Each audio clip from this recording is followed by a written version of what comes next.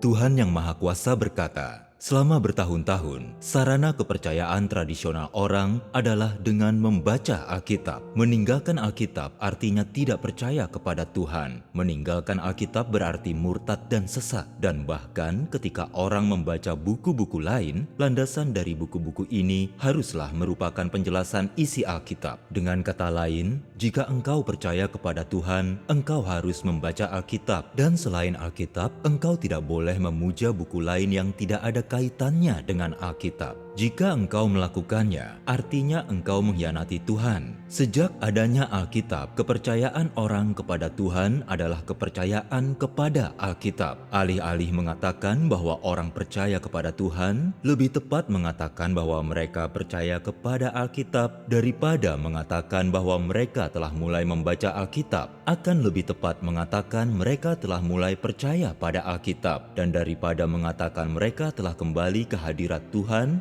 akan lebih tepat mengatakan mereka telah kembali ke hadirat Alkitab. Dengan cara ini, orang memuja Alkitab seakan-akan Alkitab adalah Tuhan. Seakan-akan Alkitab itulah inti kehidupannya. Dan kehilangan Alkitab sama artinya dengan kehilangan hidupnya. Orang menganggap Alkitab sama tingginya dengan Tuhan. Bahkan ada orang yang menganggapnya lebih tinggi daripada Tuhan. Jika orang tidak memiliki pekerjaan Roh Kudus, jika orang tidak bisa merasakan Tuhan, mereka tetap bisa hidup. Tetapi begitu mereka kehilangan Alkitab atau kehilangan pasal dan kata-kata terkenal dari Alkitab, mereka merasa seperti kehilangan hidup. Alkitab telah menjadi berhala dalam benak orang. Alkitab telah menjadi teka-teki dalam otak mereka. Dan mereka tidak sanggup untuk percaya bahwa Tuhan bisa bekerja di luar Alkitab. Mereka tidak sanggup untuk percaya bahwa orang bisa menemukan Tuhan di luar Alkitab, apalagi percaya bahwa Tuhan bisa meninggalkan Alkitab selama melakukan pekerjaan terakhir dan memulai pekerjaan yang baru. Ini tidak terpikirkan oleh orang-orang. Mereka tidak bisa mempercayainya, dan mereka juga tidak bisa membayangkannya. Alkitab telah menjadi rintangan yang besar terhadap penerimaan orang akan pekerjaan baru Tuhan dan menjadi penghalang bagi usaha Tuhan untuk memperluas pekerjaan baru ini. Amin. Syukur kepada Tuhan. Firman Tuhan yang Maha Kuasa mengungkap masalah dalam iman kita sebelumnya pada Tuhan.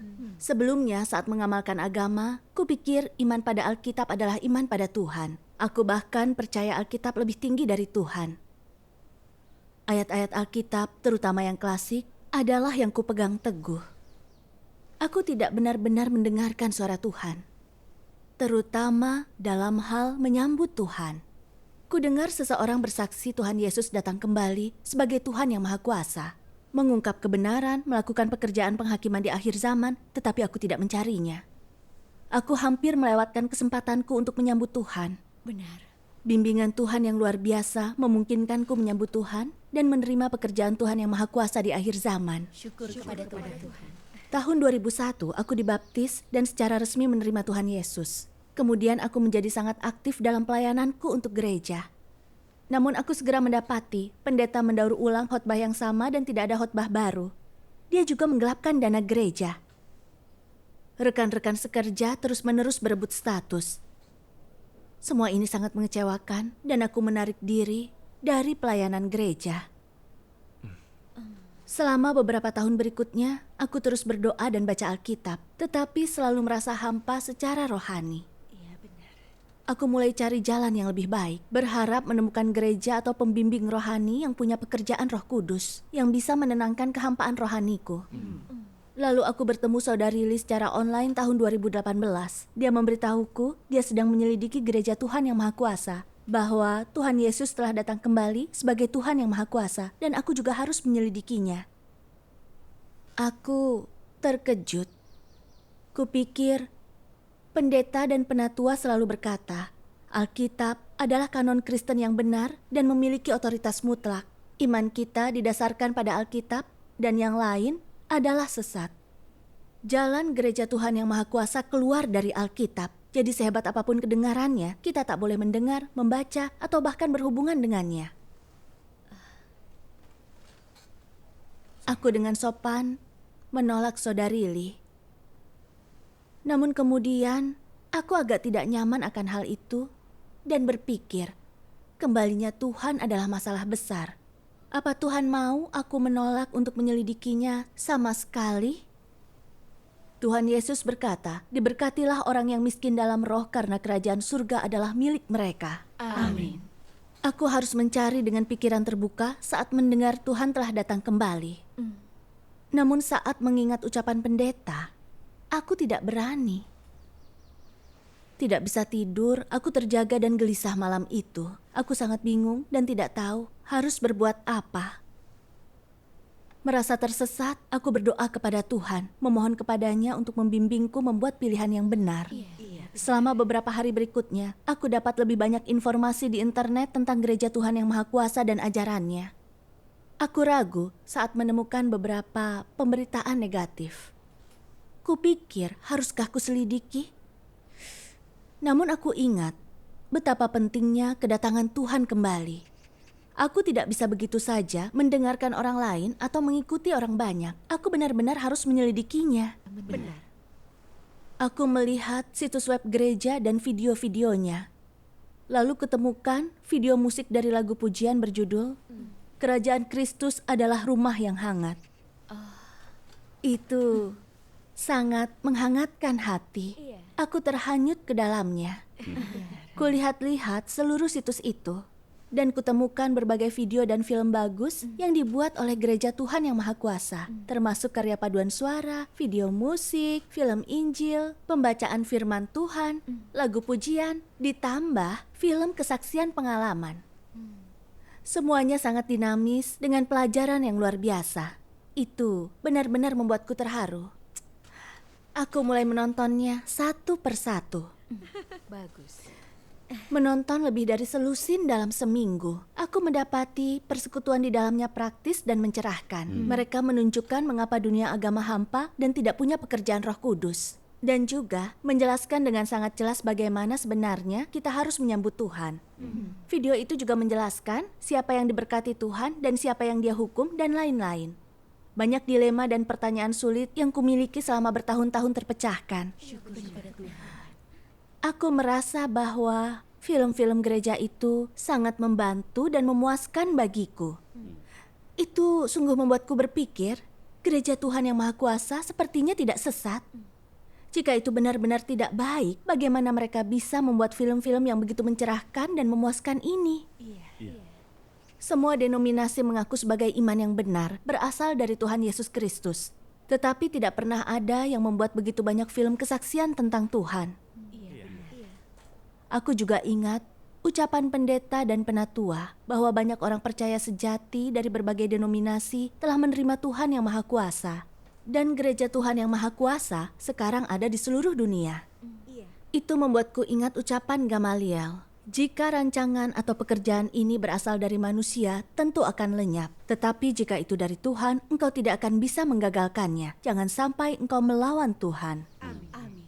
Yang berasal dari Tuhan pasti berkembang. Dan tampaknya Gereja Tuhan Yang Maha Kuasa benar-benar berasal dari Tuhan. Syukur kepada Tuhan. Namun, aku masih punya banyak pertanyaan. Buku khusus ini, firman menampakkan diri dalam rupa manusia disebut di tiap film mereka. Mengapa jemaat gereja mereka juga tidak membaca Alkitab? Bukankah mereka meninggalkan Alkitab?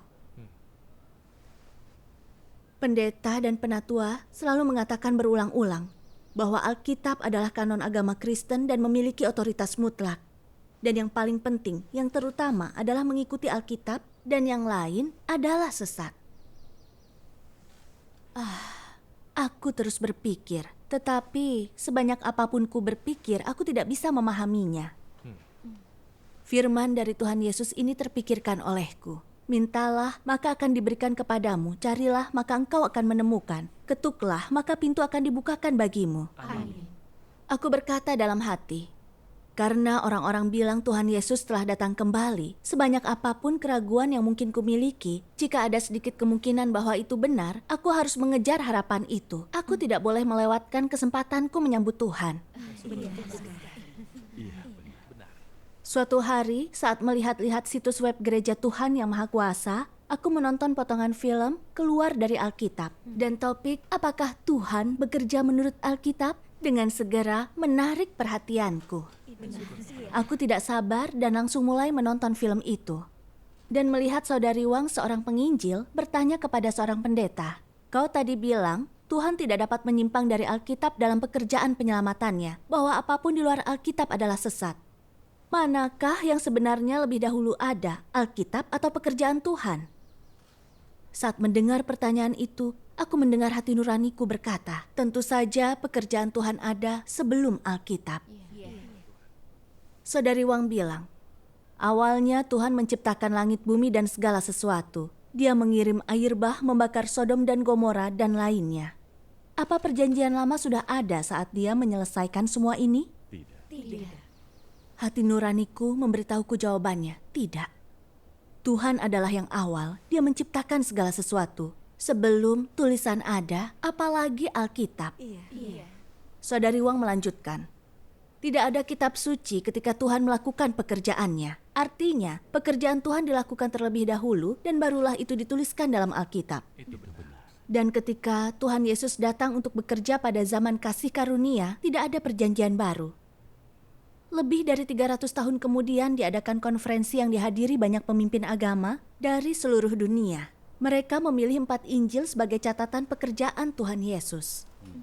Dan menambahkan beberapa surat para rasul pada gereja-gereja dan wahyu yang dicatat oleh Yohanes. Mereka mengumpulkan semua ini menjadi apa yang kita kenal sebagai perjanjian baru. Benar.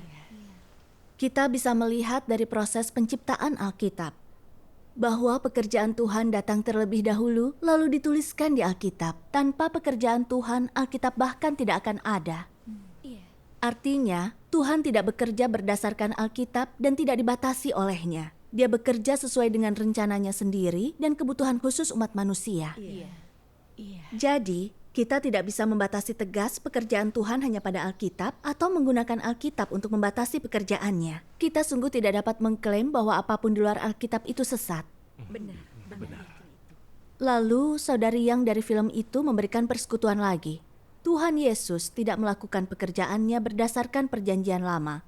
Dia mengkhotbahkan jalan pertobatan, menyembuhkan orang sakit dan mengusir setan, dan bahkan bekerja pada hari Sabat. Semua itu tidak tertulis di kitab suci pada saat itu. Bahkan seolah-olah itu bertentangan dengan hukum Taurat perjanjian lama. Semua imam kepala, ahli Taurat, dan orang Farisi mengutuk Tuhan Yesus karena pekerjaan dan perkataannya bertentangan dengan kitab suci saat itu. Jika kita begitu saja bilang semua hal di luar Alkitab itu sesat, bukankah itu berarti mengutuk semua pekerjaan Tuhan di sepanjang zaman? Iya. Benar. Aku terkejut dan tiba-tiba sadar bahwa itu benar. Tuhan Yesus berkhotbah dan kerja di hari Sabat, menyembuhkan orang sakit dan mengusir setan.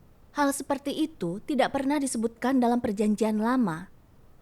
Karena pekerjaannya melampaui kitab suci, para imam kepala, ahli Taurat, dan terutama orang Farisi mengutuk pekerjaan Tuhan Yesus sebagai sesat.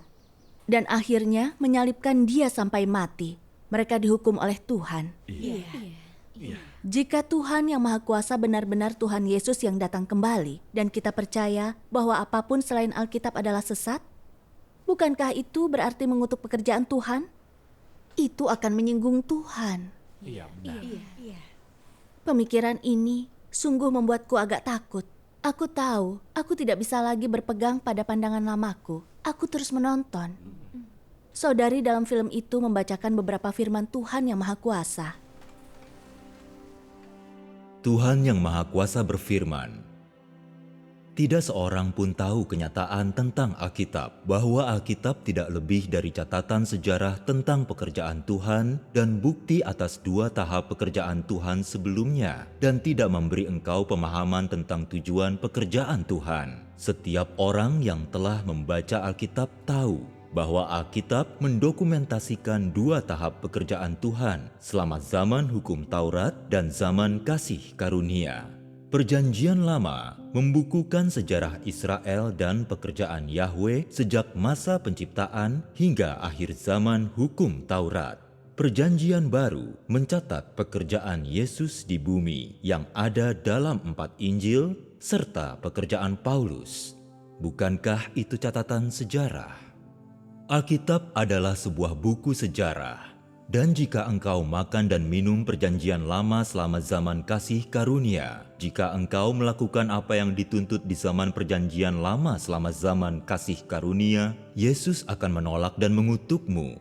Jika engkau menerapkan perjanjian lama pada pekerjaan Yesus, engkau akan menjadi orang Farisi. Jika hari ini engkau mencampur perjanjian lama dan perjanjian baru untuk dimakan dan diminum dan dilakukan, Tuhan masa kini akan mengutukmu. Engkau akan tertinggal dari pekerjaan Roh Kudus hari ini. Jika engkau makan dan minum perjanjian lama dan perjanjian baru, engkau berada di luar aliran Roh Kudus. Selama masa Yesus hidup, Yesus memimpin orang Yahudi dan semua orang yang mengikutinya selaras dengan pekerjaan Roh Kudus di dalam Dia di saat itu. Dia tidak menggunakan Alkitab sebagai landasan dari pekerjaannya, tetapi bicara sesuai dengan pekerjaannya. Dia tidak memedulikan apa yang dikatakan oleh Alkitab. Dia juga tidak mencari jalan untuk memimpin pengikutnya di dalam Alkitab. Sejak dia mulai bekerja, dia menyebarkan jalan pertobatan, kata yang sama sekali tidak disebut di dalam nubuat perjanjian lama. Dia bukan saja tidak bertindak sesuai dengan Alkitab, tetapi dia juga membuka jalan yang baru dan melakukan pekerjaan baru. Dia tidak pernah merujuk pada Alkitab ketika berkhotbah. Selama zaman hukum Taurat, tidak ada orang yang pernah bisa melakukan mukjizatnya dalam menyembuhkan orang sakit dan mengusir setan. Demikian pula pekerjaannya, ajarannya, otoritasnya, dan kuasa firman-Nya melampaui siapapun selama zaman hukum Taurat. Yesus hanya melakukan pekerjaan yang lebih baru, dan meskipun banyak orang mengutuknya dengan menggunakan Alkitab, dan bahkan menggunakan perjanjian lama untuk menyalibkannya, pekerjaannya melampaui perjanjian lama. Jika tidak demikian, mengapa orang-orang memakukannya ke kayu salib? Bukankah karena perjanjian lama tidak mengatakan apapun tentang ajarannya dan kemampuannya untuk menyembuhkan orang sakit dan mengusir setan? Pekerjaannya dimaksudkan untuk membuka jalan baru, bukan untuk sengaja melawan Alkitab atau sengaja membuang perjanjian lama. Dia hanya datang untuk melakukan pelayanannya, untuk mendatangkan pekerjaan baru bagi mereka yang merindukan dan mencari Dia. Dia bukan datang untuk menjelaskan perjanjian lama atau menegakkan pekerjaan dari masa perjanjian lama. Pekerjaannya bukanlah dimaksudkan untuk melanjutkan perkembangan zaman hukum Taurat, karena pekerjaannya tidak mempertimbangkan apakah Alkitab digunakan sebagai landasan pekerjaan itu. Yesus hanya datang untuk melakukan pekerjaan yang harus Dia lakukan. Dengan demikian, Dia tidak menjelaskan nubuat-nubuat dari perjanjian lama. Dia juga tidak bekerja menurut firman perjanjian lama dari zaman hukum Taurat.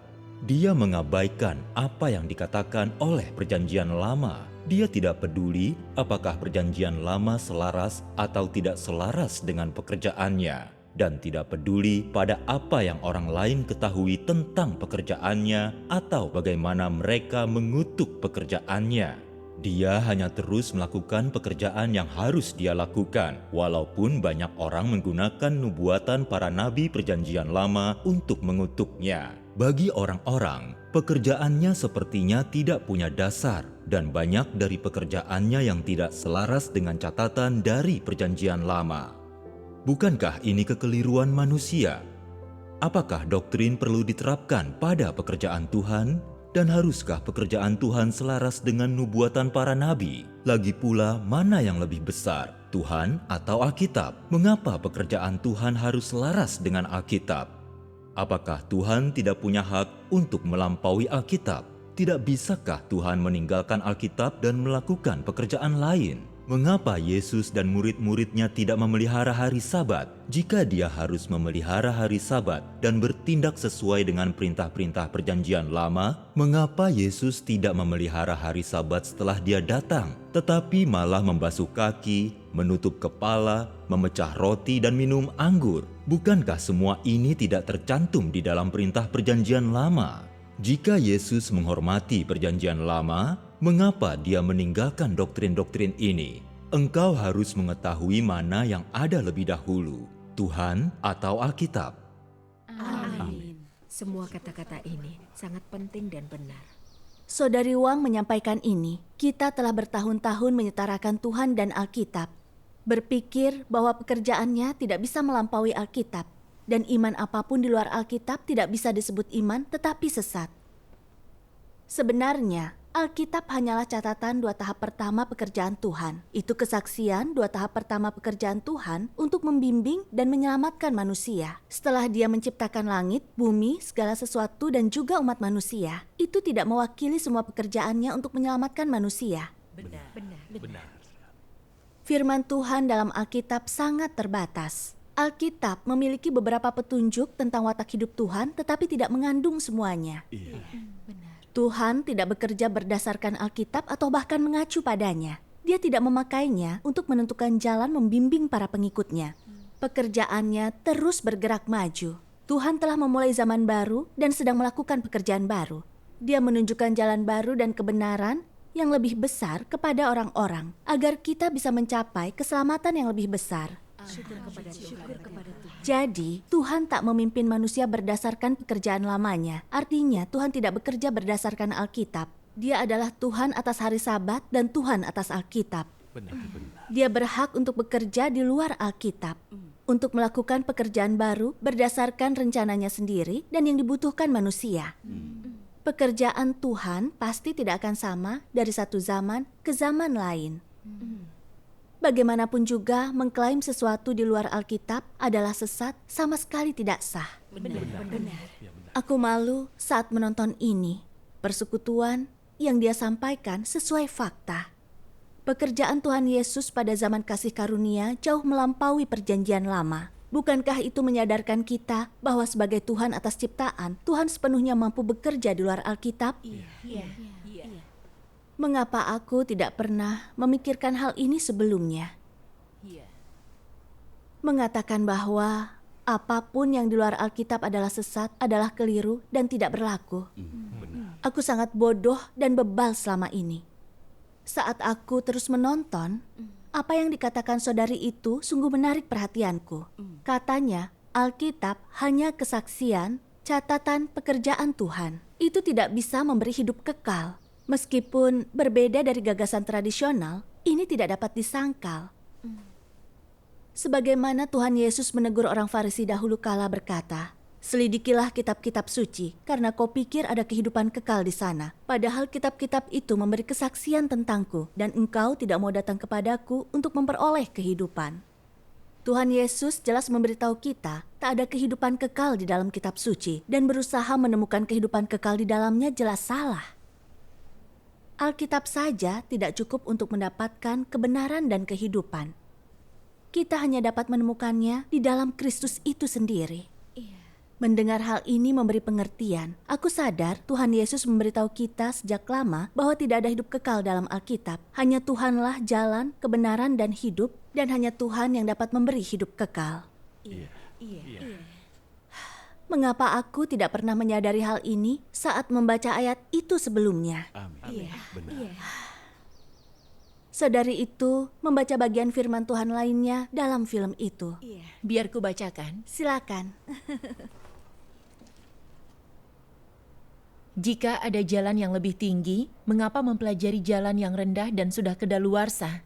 Jika ada perkataan yang lebih baru dan pekerjaan yang lebih baru, mengapa hidup di antara catatan-catatan sejarah tua? Perkataan baru ini dapat membekalimu yang membuktikan bahwa ini pekerjaan baru. Catatan-catatan lama tidak dapat memuaskanmu atau memuaskan kebutuhanmu di saat ini. Yang membuktikan bahwa semua itu sejarah dan bukan pekerjaan saat ini dan di sini. Jalan yang tertinggi adalah pekerjaan yang terbaru. Dan dengan pekerjaan baru, setinggi apapun jalan di masa lalu tetap merupakan sejarah perenungan orang-orang. Terlepas dari nilainya sebagai rujukan, itu tetap jalan lama. Meski tercatat di kitab suci, jalan yang lama tetap jadi sejarah. Meski tidak tercatat di kitab suci, jalan yang baru itu jalan yang terjadi di sini dan sekarang. Jalan ini bisa menyelamatkanmu dan jalan ini bisa mengubahmu, karena ini adalah pekerjaan Roh Kudus. Amin. Syukur kepada Tuhan. Lalu dia berkata, Alkitab hanya memiliki nubuat tentang pekerjaan Tuhan pada akhir zaman, bukan catatan tentangnya. Tetapi ini sebenarnya tahap pekerjaan yang lebih dalam dan tinggi berdasarkan kebutuhan umat manusia saat ini. Di penghujung zaman hukum Taurat, semua orang sangat rusak dan bisa dihukum mati di bawah hukum Taurat setiap saat. Tuhan secara pribadi jadi daging, datang ke bumi, lalu disalib sebagai korban penghapus dosa bagi manusia. Tuhan melakukan pekerjaan penebusannya berdasarkan pekerjaan hukum Taurat.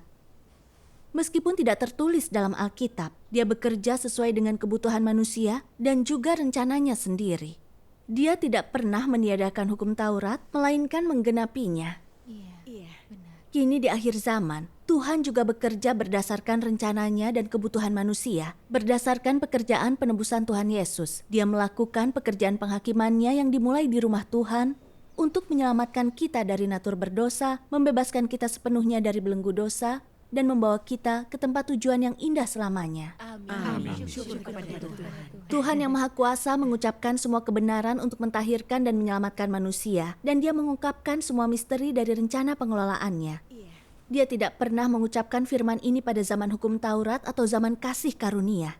Inilah gulungan itu ketujuh meterai yang dibuka pada akhir zaman. Amin. Menggenapi nubuat ini yang ditemukan dalam kitab Wahyu. Barang siapa memiliki telinga, hendaklah ia mendengarkan apa yang diucapkan Roh kepada gereja-gereja. Amin. Dan juga yang ini, lihatlah, singa dari suku Yehuda, tunas Daud telah menang, sehingga ia dapat membuka kitab itu dan melepaskan ketujuh meterainya. Amin. Firman Tuhan yang Maha Kuasa ditemukan dalam Alkitab zaman kerajaan. Firman menampakkan diri dalam rupa manusia. Inilah firman khusus untuk dihidupi dan jalan hidup kekal yang Tuhan berikan pada manusia. Satu-satunya jalan benar menuju keselamatan penuh. Jika kita menolak menerimanya, kita tidak akan pernah dipelihara oleh air hidup Tuhan atau menerima kebenaran dan kehidupannya. Iya. Lalu kudengar lebih banyak firman Tuhan yang Maha Kuasa di film lain yang akan kubacakan ini. Silakan. Kristus akhir zaman membawa kehidupan dan membawa jalan kebenaran yang abadi dan tidak berkesudahan. Kebenaran ini jalan yang memungkinkan manusia memperoleh kehidupan dan satu-satunya jalan untuk manusia mengenal Tuhan dan berkenan di hadapan Tuhan. Apabila engkau tidak mencari jalan kehidupan yang disediakan Kristus akhir zaman, engkau tidak akan pernah berkenan di hadapan Yesus dan tidak akan pernah memenuhi syarat masuk gerbang kerajaan surga. Karena engkau adalah boneka dan tawanan sejarah. Mereka yang dikendalikan oleh peraturan-peraturan, huruf-huruf tertulis dan terbelenggu sejarah tidak akan bisa memperoleh kehidupan dan tidak akan pernah mendapatkan jalan hidup yang kekal. Ini karena satu-satunya yang mereka miliki hanya air keruh yang telah dipertahankan ribuan tahun, dan bukan air kehidupan yang mengalir dari tahta. Amin. Ini luar biasa. Iya, luar biasa sekali. Saudara di film itu menyampaikan, Tuhan yang Maha Kuasa, Kristus akhir zaman, mengucapkan semua kebenaran untuk menyelamatkan manusia. Semuanya melimpah dan lengkap dan benar-benar memberikan makanan dari Tuhan. Semuanya memberi pengertian dan mencerahkan. Amin. Syukur kepada Tuhan. Semuanya menunjukkan kepada kita bahwa Kristus adalah jalan kebenaran dan jalan hidup yang kekal. Amin. Firman Tuhan pada zaman kerajaan melampaui semua firman-Nya dari zaman hukum Taurat dan kasih karunia sekaligus. Terutama firman Tuhan kepada seluruh alam semesta dalam firman menampakkan diri dalam rupa manusia adalah pertama kalinya Tuhan bicara secara terbuka pada manusia. Dan pertama kalinya manusia mendengar firman dari Tuhan atas ciptaan yang Dia ucapkan pada semua manusia. Semuanya sungguh mengguncang alam semesta dan membuka mata kita semua. Zaman kerajaan itu saat Tuhan melakukan pekerjaan penghakimannya dan saat Dia sepenuhnya mengungkap wataknya yang benar pada manusia. Itu sebabnya Dia mengucapkan firman untuk menghakimi, mentahirkan, dan menyempurnakan manusia zaman ini. Dia menurunkan bencana, memberi upah pada orang baik, dan menghukum orang jahat, dan mengungkap kebenarannya. Syukur kepada Tuhan. Kebenaran yang diucapkan Tuhan yang Maha Kuasa untuk mentahirkan, menyelamatkan, dan sungguh menyempurnakan manusia adalah jalan hidup kekal yang Dia berikan pada manusia di akhir zaman. Semua itu adalah air hidup yang mengalir dari tahtanya. Amin. Syukur kepada Tuhan. Di titik ini, akhirnya aku sadar bahwa firman menampakkan diri dalam rupa manusia dari Tuhan yang Maha Kuasa adalah jalan hidup kekal yang Tuhan berikan pada manusia di akhir zaman. Aku harus mengikuti pekerjaan baru Tuhan dan membaca firman barunya untuk menerima makanan dari air hidupnya dan keselamatan penuhnya. Syukur kepada Tuhan. Setelah itu, aku segera menghubungi gereja Tuhan yang Maha Kuasa dan membaca lebih banyak firman Tuhan yang Maha Kuasa. Aku paham bahwa Tuhan yang Maha Kuasa sungguh mengungkap semua misteri. Misteri rencana pengelolaan Tuhan, misteri inkarnasinya, hal yang sebenarnya mengenai Alkitab, dan seluruh aspek kebenaran semuanya terungkap. Aku belajar lebih banyak daripada 1 dekade lebih imanku kepada Tuhan. Akhirnya aku menerima pekerjaan Tuhan yang Maha Kuasa pada akhir zaman.